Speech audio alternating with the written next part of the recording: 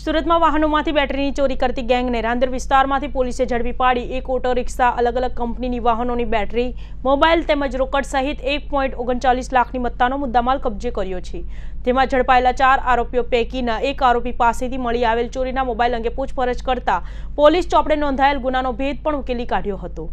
આમ રાંદેર પોલીસ ચોપડે નોંધાયેલા ઘરફોડ અને મોબાઈલ ચોરીના 2 ગુનાનો ભેદ ઉકેલી કાઢવામાં પોલીસને સફળતા મળી છે। સુરતના રાંદેર વિસ્તારમાં છેલ્લા ઘણા સમયથી વાહનોમાંથી બેટરી ચોરીની ફરિયાદ પોલીસને મળી હતી, જે અનુસંધાને ભેદ ઉકેલવા રાંદેર પોલીસની ટીમે કામ લાગી હતી। પોલીસ દ્વારા સોસાયટી અને આસપાસ લાગેલા સીસીટીવી કેમેરાની મદદથી આરોપીઓનું પગેરું મેળવવાની દિશામાં તજવીજ હાથ ધરી હતી।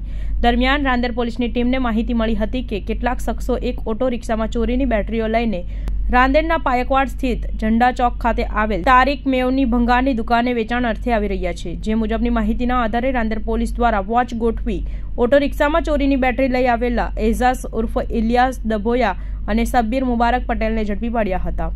ઓટો રિક્ષાની તલાશી લેતા તેમાંથી 5 વધુ અલગ અલગ કંપનીઓની બેટરીઓ મળી આવી હતી, જે બેટરીઓ સુરતના રાંદેર વિસ્તારથી અલગ અલગ વાહનોમાંથી ચોરી કર્યાની કબૂલાત કરી હતી।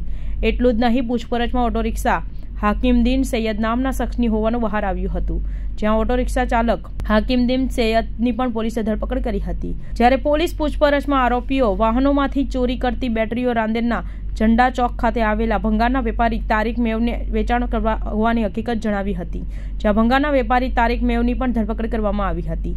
4 પૈકીના એક આરોપી પાસેથી મળી આવેલ મોબાઈલ રાંદેર વિસ્તારમાંથી ચોરી કર્યા હોવાનું પણ બહાર આવ્યું હતું। આમ રાંદેર પોલીસ ચોપડે નોંધાયેલા મોબાઈલ ચોરી અને ઘરફોડ ચોરીના 2 ગુનાના ભેદ ઉકેલી કાઢવામાં પોલીસને સફળતા મળી હતી।